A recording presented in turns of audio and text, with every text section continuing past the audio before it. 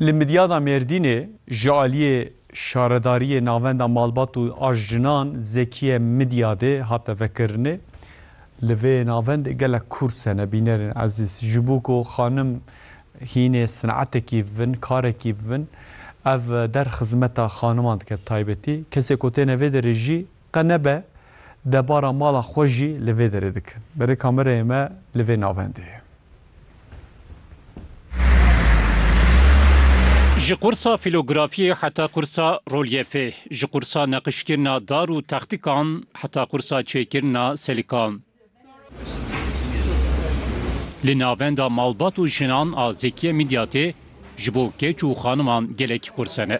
Çocuk odalarında falan gösterildiği için böyle değişik çalışmalar da araya. Linavende düsüt jin diçin kursan. Jin livedere hem tevli civak edibin hem jî meslekan hindibin û pê debara mala xwe dikin.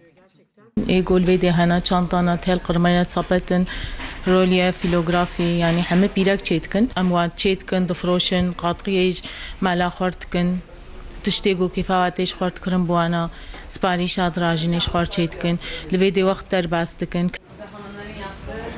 Şaredarê Midyatê Veysi Şahin, parlamentera AK Parti'ye Kastenbolê Nilhan Ayan û gelek giregirên devletê çûn serdana navendi.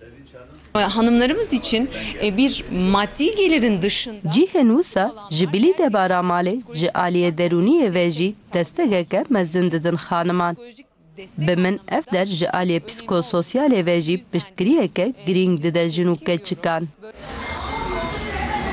Kursiyer bi sayavan kursan di civakê da cî digirin dibin xwediyê sinateke û pereyan qezenj dikin.